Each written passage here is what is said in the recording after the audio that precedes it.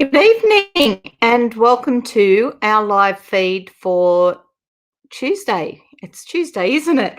Nearly forgot what day it was there. Okay, today I have with us, Justin, who's jumped in. Hello. Come on, Justin. Trev and I rehearsed this and there was no jumping jays in our rehearsal. It's what I do. I sneak up and surprise you. I may be heavy, but I'm light on my feet. All good. Today I've had a little chat with Trev, who is doing a documentary, and I don't know if you've actually had a chance to have a chat to him, but he's got Trevor and I have, yeah, he's got some great ideas, and he's fundraising to get his documentary up and going. And in the process of that, I think there's a whole lot of support systems in place as well for the Children of Vietnam Vets is the name of his thing. Yeah. So if you're ready, we'll get I'm ready. I'm not going to stick around. I'm going to hide in the shadows here and put the questions and comments up on the screen for you. Yeah. One less for you to have to worry about. Put the links there, so if you can pop those up as we go, that'd be great. Happy to do that. Excellent. Righto. Well, here's Trev. Hey, hello. How are we? Thanks, Trev. It's like Jay's just gone and his spitting image has just come back with the bald head. So I know he surprised us with that haircut 2 days ago, and pretty much ever since, all the men I've been interviewing have got the same haircut. I'm feeling just left out there, but yeah, that's right. I'm not sure I'm quite iso bald yet. I'll stick to keeping it keeping. No, your hair looks great. I love the colour in it. Oh yeah. Well, that was pre-ISO, so that's an old age thing. It's a midlife thing, I think, but it's all good. So we are going to. You've got a little PowerPoint presentation for us about your documentary that you've written. I've lost my notes. It's all right, I moved them.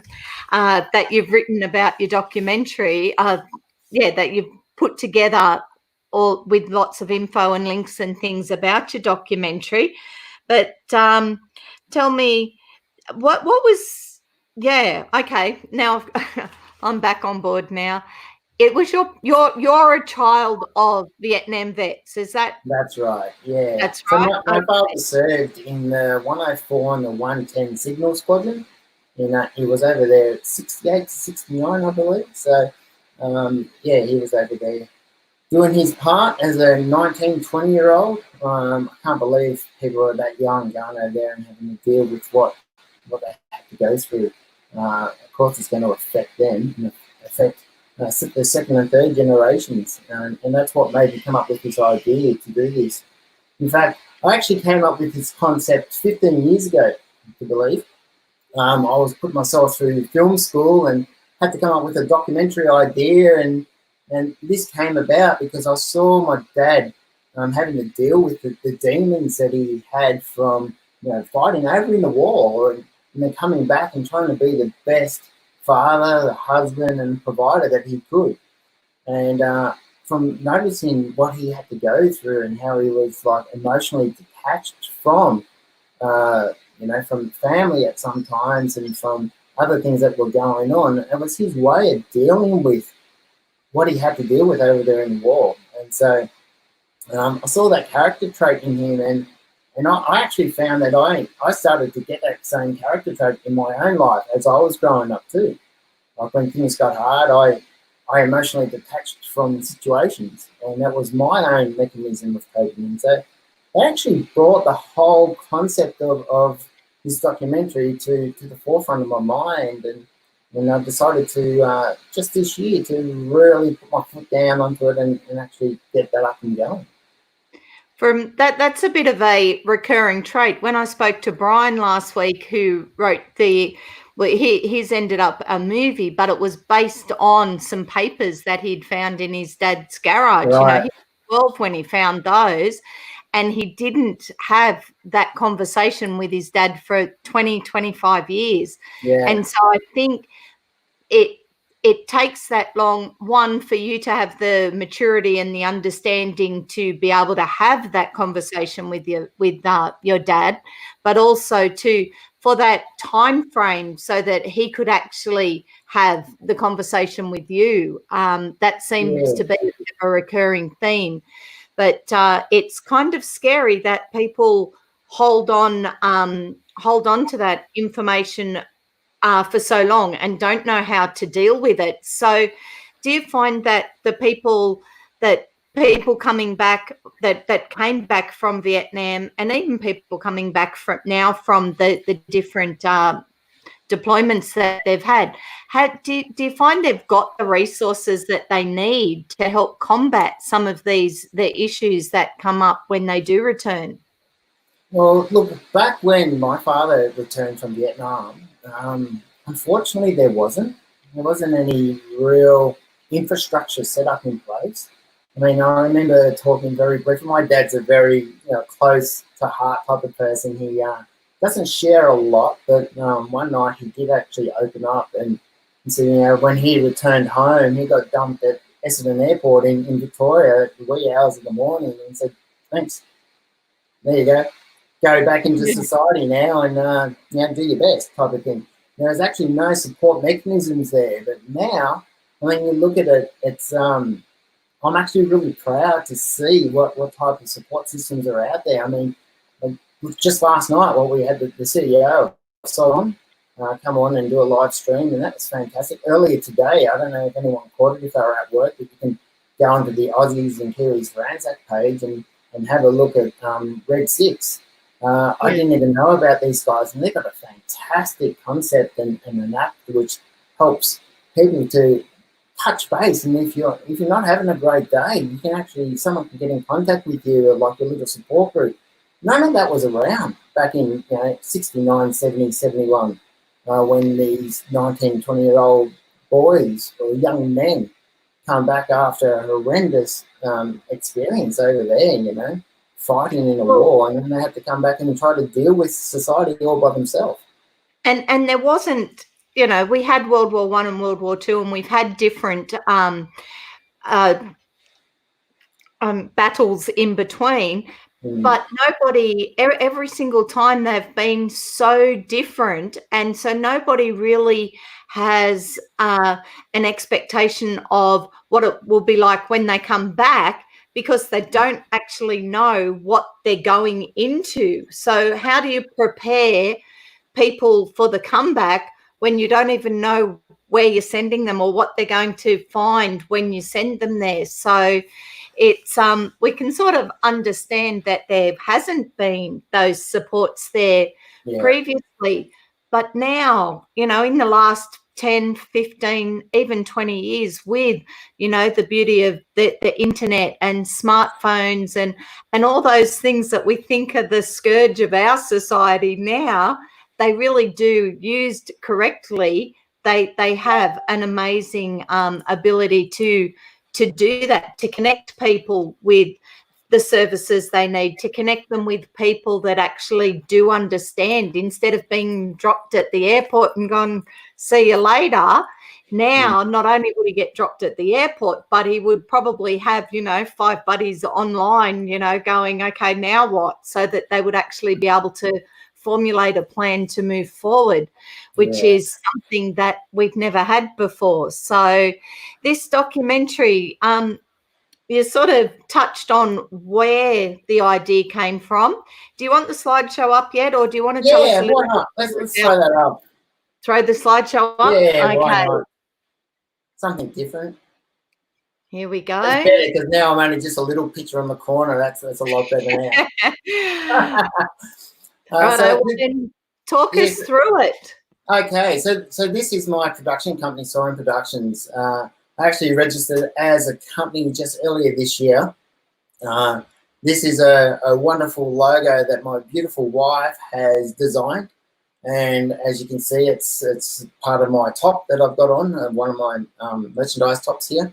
So it's all about documentaries about children of war mainly all in regards to the effects of the Vietnam War on the children of the Vietnam veterans. So we've got a hashtag there. It's minus the hashtag. It is the war that never ended. So we came up with that idea. That actually wasn't even my idea. It was through the group, which I'll talk about in a little while. I threw up and said, hey, I need an idea for a hashtag. And they said, well, you know what? It might have ended the actual war, the Vietnam War, but we're still fighting battles of that today. The veterans themselves and the second and third generations are still fighting that war today. So that's where the war that never ended actually came from. So if you can just go to the next slide for me, that'd be awesome. So about the documentary, so I've just mentioned it's the Children of War, and that's our title there. So yeah, like I said before, you know, I saw my dad dealing with the demons and the trauma and the PTSD and the emotional detachment that came from actually fighting over in the Vietnam War. I think he was 19, 20 years of age when he went over there. And so having to come back, there was no support systems like there is now. Right? So here we've got these support systems, Soldier On, Open Arms, another unbelievable business out there that is helping people to deal with these type of things. So if we go to the next slide, I actually just put a couple other extra things on there. Not knowing that the CEO was going to be on before me last night, because I made this slideshow a few days ago, but Soldier On has an incredible areas there to help people get with employment, learning opportunities, the psychological services, so they've got qualified people there to help them out, and they also help them to participate and to go back into society, which is a huge thing after coming back from war. And you know, you feel like you're an alien back into this strange world, and the norm for you was your deployment. You know, you might have been over there for 12 months or so, and that was your norm for 12 months, and then you come back into society, and it's like you're on a different planet. So it's fantastic that we have people like this Soldier On to help people to get back into the modern day vets, to get back into the society and help you out. So if we go to the next one, the next slide there should be Open Arms. And this was the Family Services, I believe, of Vietnam Veteran Family Services. They've changed their name to Open Arms.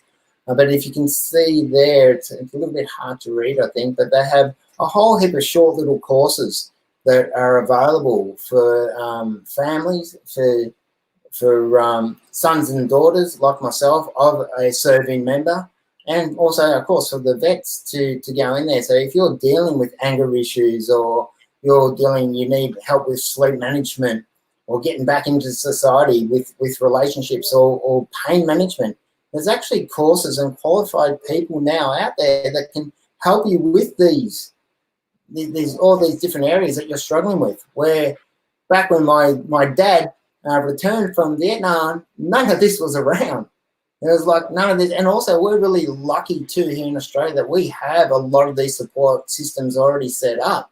My group that we'll talk about soon, we've got a lot of members over in New Zealand, over in America, and throughout the world, and they don't have a lot of systems like this that are out there for the Vietnam veterans, and also for COVVs, which is the Children of Vietnam Veterans. I might use that phrase a lot tonight, but so the COVVs can access all of these services free of charge from Open Arms. And what I'd love to do is to get in contact with someone from Open Arms and Soldier On to sit down and actually talk to them in the documentary about what services they do have, and also what services, if you go to the next slide, I think I'm preempting myself a little bit here, what other services that are needed out there, right? I mean, we just covered like some of the services that they've got, but what else does that second and third generations who are now young adults, who are all at like voting age now,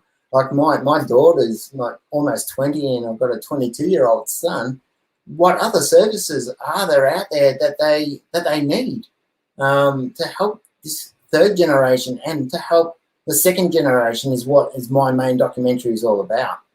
what other services do they require? So after doing some research, I started up some groups back in early December of last year, and it just took off with the amount of people who jumped on board and to talk about some experiences. So if we go to the next slide, the major thing is, in fact, can we go back to that one? Can I just jump to the next one after that one, if that's okay? Oh, okay, go. Yep. Yeah, sorry, I changed my order at the last minute. I didn't update you. Sorry, Tia. No, go back one. That's cool. Yeah, there we go. So, like PTSD, you know, one of the questions that I'm pondering out there, and I just want to say this off the top of this presentation, is that I don't blame my dad at all for how I turned out. Okay, and a lot of people on my group feel exactly the same way. We don't blame our fathers for, like, if we suffer from PTSD or from emotional detachment, or if we've got any anxiety or anything built up from being in that, we actually see that as effect of them serving in the Vietnam War. And like I said at the top of this, is that my dad did everything he possibly could to provide a great, you know, household and a loving household for us. He supported me in all my sporting ventures. If I wanted to play baseball, which I did at one point in time, never actually played, but he bought me the best bat, best catching it. You know, he supported me all the way through my AFL football career. Cricket, he bought me everything that I needed. He was there for me, physically there, but a lot of the times he was emotionally detached from different situations. And that's where I've got the biggest effect from my dad serving. So if you have a look, like on that screen there, in that bottom corner, we've got like the anxiety disorder in Australia and Vietnam. And one of the biggest things I just can't stand is the suicide rate of returned servicemen and veterans. It's actually higher. That red mark there is from former serving veterans from all different wars. These stats actually came from the Australian Defence Force. The grey one is the general public. So, you know, it does show that there is a higher level of suicide rate that is out there from people who have returned from service. The other one is any other anxiety disorder and PTSD. All of them are above the normal average. And so this all started making me think, is that while our parents who are out there, who are now, you know, in their 70 plus, who are still dealing with these traumas from the war, what effect has that had on us, the COVVs? Now, I'm not saying it has 100% affected us. I'm putting the question out there. And the whole part of this documentary is to go on a journey and to try to find out and to do the research to see if it has a major effect. Now, if I could, if I can get you to jump back now to the previous screen. You can. Cool. Oh, there we go. Agent Orange is something I didn't even really know about growing up. It wasn't until I started doing a lot of research and looking into it of what is it, you know, why was it used? What are the side effects? What support is out there for people who have been hit with Agent Orange, or might see that has there been any effect of our fathers who were out there who sprayed Agent Orange, and as you can see by the picture, like planes went past, which is like a very, very strong herbicide that killed the vegetation and the population in Vietnam, because of course the Vietnamese all hid in the jungles and it was like a massive jungle warfare. So that the American government thought that, you know, well, if we kill off the vegetation, well, we've got a better chance of fighting the enemy that we couldn't really see in the first place. So one question I want to ask is, why doesn't our government fully recognise this as a major health effect? I mean, Agent Orange has been known to cause leukemia and different cancers and skin conditions and all these different effects in the person's body, in our fathers' bodies, and there has been signs that it has come down to that second and third generation. So I've got there, speak to a health professionals I've actually been very blessed to be contacted by a doctor and two scientists over in the States who's prepared to go on record and talk about Agent Orange and what effect it actually does have in the human body, and then see where that goes from there. So the main thing about what I want to talk about with Agent Orange is to bring awareness out there and that it is a problem, and what support is needed for the second and third generations. I didn't realise that it was affecting sort of third generation. So yeah, wow. Look, I actually didn't either, Tia. When I first started looking at this, I had no idea it might have affected the third generations until several members in my group actually spoke up and go, yeah, my kids have actually got side effects of this. Now, is that side effects that could have happened through just everyday living and all that? I don't know. I'm not sure. I'm not a scientist. Or is it DNA altering? Exactly. So all of these questions I'm putting out there to the general public and finding health professions who are qualified, who have done their years of research to actually talk about these. So I'm not saying that I know everything.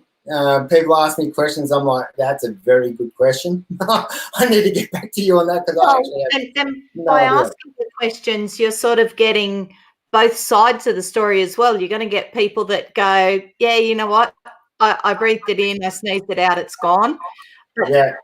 You know, you're also going to get the ones that go, yeah, no, this is how it affected us. So it's as a documentary maker, it'll be your place to sort of show an even cross section of what people are feeling and seeing and things. Yeah, I actually had this conversation just the other day on the group that I don't want this documentary to be one-sided. I don't want this to say, yes, the Vietnam War has had all these huge psychological and emotional and physical effects on us. I actually want to talk to people that haven't had any effects from the Vietnam War and look at it from that point of view and like analyze and go, okay, why do you say that? How can you say that it hasn't affected you? Right, I'm not going into it like going down one direction. It's whatever how this documentary ends up, it ends up. So I'm leaving it up to the people I interview, and so there's a good cross section of people there. So if we can jump to a couple more slides up now, because we've just skipped over that one. Yeah, so the next one. So my whole point here is with this documentary is that I'm going to be interviewing people from all throughout Australia, over to New Zealand, throughout America, in regards to other COVVs out there of how it has affected them. Either, like I said just before, if it has or if it hasn't affected them. Also, I thought it would be really important to talk to children of the Viet Cong from the Vietnamese side, the opposite side, because now, you know, I mean, a lot of time has passed since the war and they're very open to actually talk to people. It'd be interesting to see how, with the type of lifestyle that we live, that has the effects of the war increased from our, you know, geographical breakdown, like because we live in Australia or New Zealand or America. Are we more affected from these effects of the Vietnam War compared to the people over in Vietnam? So that's an interesting thing that I thought would be give a good balance into the documentary in regards to all of that. So yeah, it'd be interesting to see if there's any questions in regards to that. So as you know, or if you don't know, documentaries aren't cheap to make. And you might have seen my little advertisement there on the left-hand side up on the Aussies and Kiwis for Anzac. I want to give a massive shout out to Anita. Look at that artwork. What a great job that she's doing. Not just mine. I'm a bit biased, but all of the different artwork that she's done of all the businesses who are coming on and giving a percentage of sales to soldier on, which is a brilliant cause. But Anita, insane. Great work there. But as you can see, I'm donating 15% of any sales of my merchandise. Now, a lot of my merchandise, of course, is around COVVs. You can see there we've got a lapel pin here. I've got actually one on here on my top right now. There's round Vietnam veteran car stickers that we've got. There's T-shirts, hoodies, both men and females, and of course, who can not have a stubby holder, right? We're Aussies, we like to have a beer, so we've got the good old stubby holder there, so people can grab those. So there will be a link that will go up there that you can jump on to my website, soaringproductions.com.au, and go to the shop. The link will take you straight there, and you can buy any of that, and all the funds that are raised through the merchandise go straight into the production of the documentary. I'm not taking 1 cent out for myself. It all goes straight into that because I want to get this documentary made. For those who aren't COVVs, Children of Vietnam Veterans, you might feel a bit weird walking around in a Child of Vietnam Veteran top.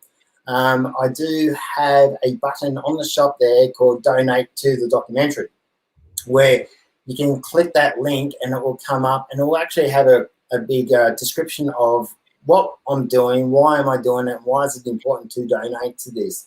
You can actually set whatever amount that you like to donate into the documentary there, into the production. So as little as $1 or to whatever you like, that'd be fantastic. So I also have these 3 incredible groups that I've made up. Now, I have the links. I have put the links to all of these groups into the chat because it did take me a little bit to find them earlier. So all the links for the 3 groups are in the chat. But if you want to give us a quick rundown as to why there's 3 different groups, that would be great. 100%. So you see the one on the left there, the wives and widows, and it's got the nice ribbon logo there with the colours of the serving members strip there. All these 3 groups are strictly just for research, and like so that we can ask questions, and it's a safe environment for people to be able to talk openly and honestly about how the Vietnam War has affected them. So we've got 3 different groups here. We've got one for the wives and widows. We've got one on the right-hand side for the Vietnam veterans themselves, and it's opened up for everyone from New Zealand, Australia, and the United States to get on there and to talk. I know it's quite hard for a lot of Vietnam veterans to talk about things. In saying that, my dad is very, like I said before, he's very, very tight-lipped about services. In fact, I've only ever heard one real story from my dad in regards to things that happened in Vietnam, and it was one night that I went with my my daughter Bethany over to visit her granddad, and I could tell things weren't quite right as soon as I walked into the room, because Dad had a couple of drinks. He loves his scotch, which I love my scotch too, which is nice, but he looked at me and said, "You shouldn't be here." And I'm like, "Oh, have I come at the wrong time? Should we come back?" And he said it a couple of times, and he's looking at me, and I could tell in his eyes that he meant more than me physically just being in his house. And well, it's the first time he ever told me this, and it hits me up. I'm getting a bit choked up talking about it right now, that he was telling me that while he was over in Vietnam, they were out in country, which he called it, and he was out on lead, and one of his mates grabbed him by the army webbing and pulled him back and said, "Bloody hell, Tubby," his nickname's Tubby. He said, "Bloody hell, Tubby, you were lead last time." And he pulled Dad back and took 2-3 more steps further, and he stepped on a landmine. And now I know why my dad was saying, sorry, I'm getting a bit emotional here. I know why my dad was saying that you shouldn't be here, because he still blames himself today for for not being that person stepping on that landmine. Yeah. And that just hit me. And I remember looking at my daughter, Bethany, and we were both like in tears. And we're like, oh my goodness, it was the first time we saw the true effects that came out of my dad serving in Vietnam. Yeah. And that's what drives me forward, because in that group, if we can just go back to the presentation with that group there, we actually have that middle group is a group of 4 COVVs, for children of Vietnam veterans. And this is a strictly private group that no general public can come into this group. And we have vetting questions, and I've got an incredible admin team that goes through and to make sure that we only have children of Vietnam veterans in that group. And what we've been able to establish is a very, very safe place for people to share stories, like the stories that I just shared. And you know, and the effects that what has happened to them or their father serving in Vietnam War. And I tell you, Tia, of goodness, there's a lot of hurt out there in the community. There's a lot of hurt that needs to be fixed. And this is a safe place where they can share these stories and not be judged, and know that they're accepted for. And a lot of them have told me for the very first time, I actually feel accepted as a person, because I've been dealing with all this stuff in my head. And a lot of the times people have turned around and go, what's your problem? Seriously, what is your problem? Get over it. You never served. You haven't served in Vietnam. So how can you sit there and tell me that you've been affected and all that? Man, just grow up. Grow up. You're an adult now. Grow up and get on with your life. That's just not the case. There's so many hurt people out there. And one of my biggest drives and ambitions is to give these people the medium, the place to be able to talk about their stories and talk about their situations, and to have that.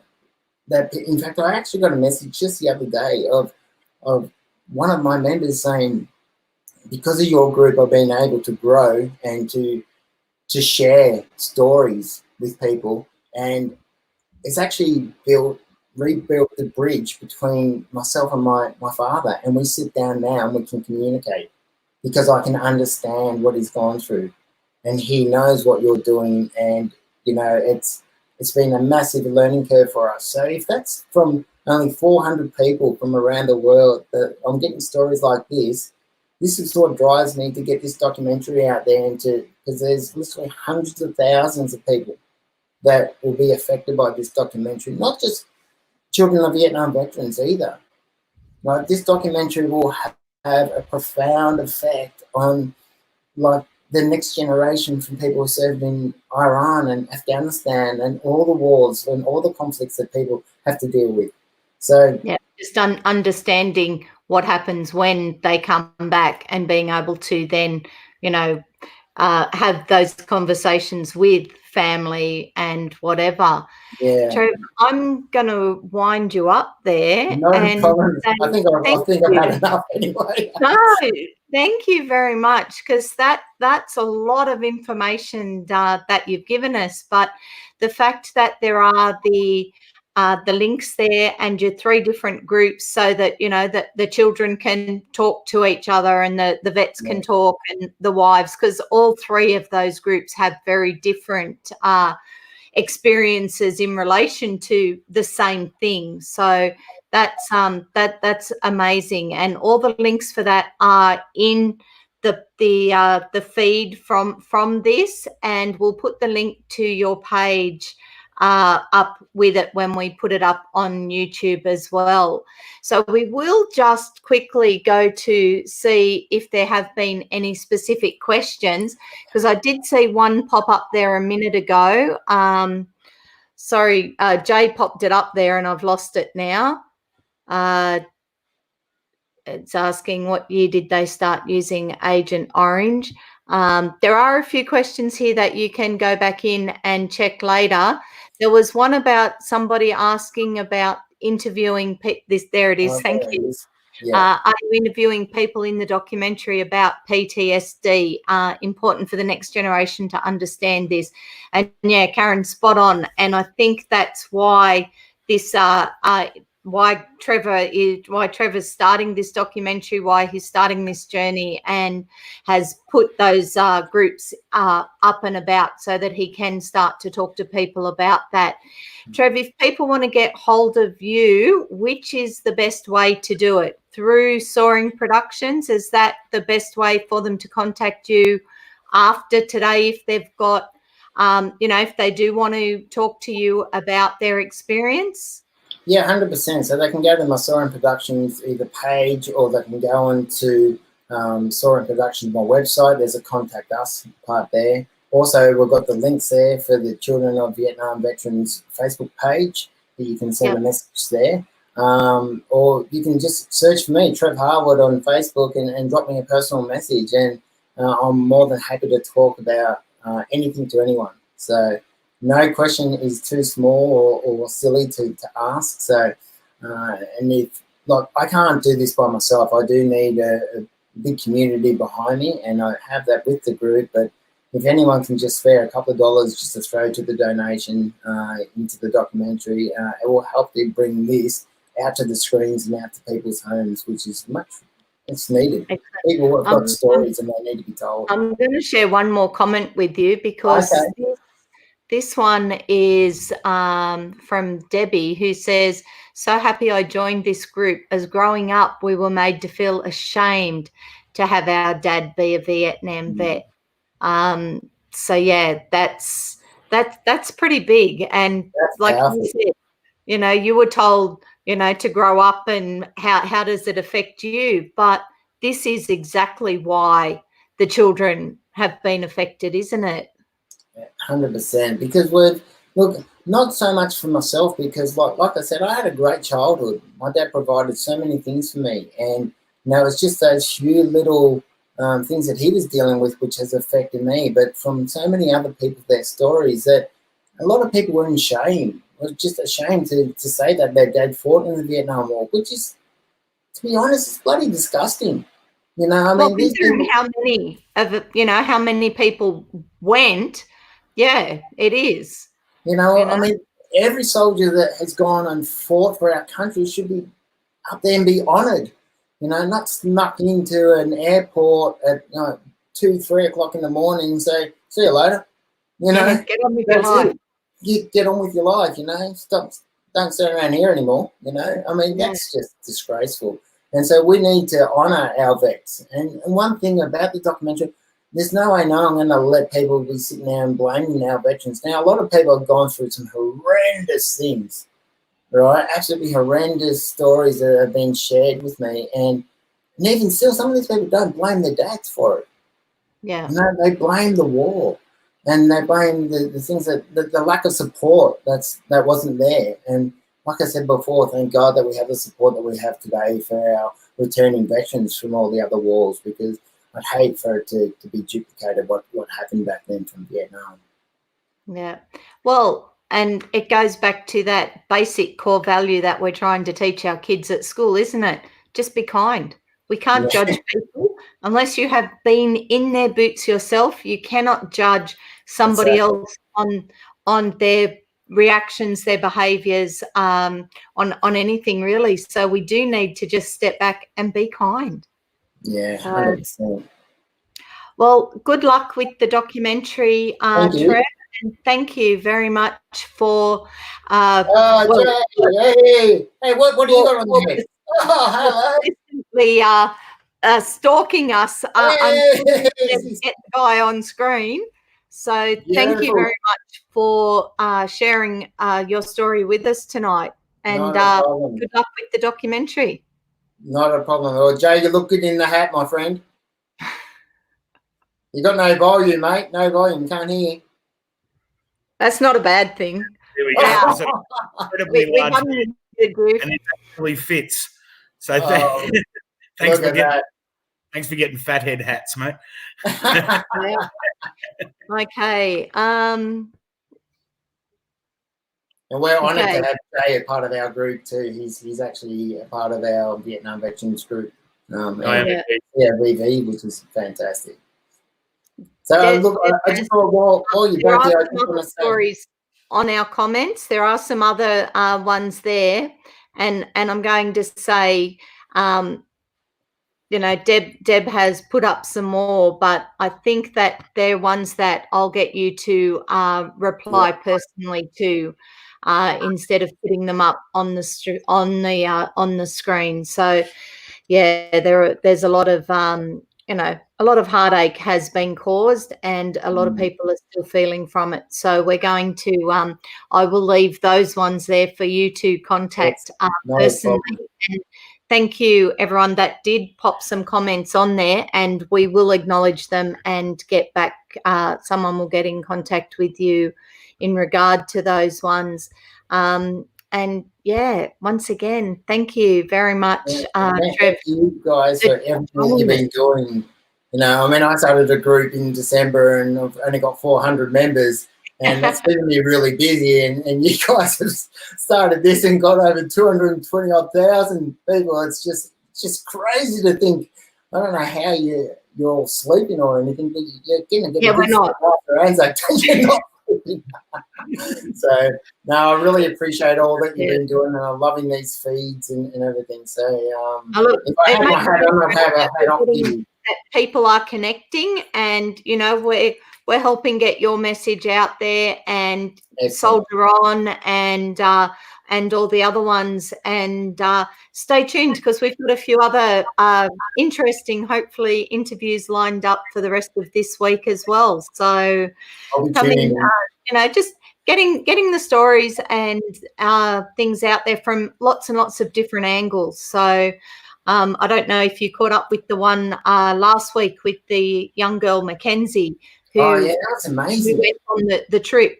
Well, tonight at 8:30, I'm actually speaking to her history teacher. Oh, wow. Who is just like, I got a message going, you need to interview this woman, you know. And so after some gentle prodding, I contacted her, and like you, her story is so much more than what we thought. So I'm really looking forward to having a chat to her later as well. So once again, thank you very much. And we don't have any announcements at the moment, do we? We're going to the only announcement we have is that the developer is pinging me on Skype, so I'm going to have to go so I can get this iOS fixed up. All right. The app is up now on both Apple and Google, so you can download the app for Driveways at Dawn. So, which is why we're started, the Aussies and Kiwis for Anzacs. So I'm going to finish with our little documentary that Anita put together for us. And thank you again, Trev, for joining us. Thanks, Trev. Thank you very much.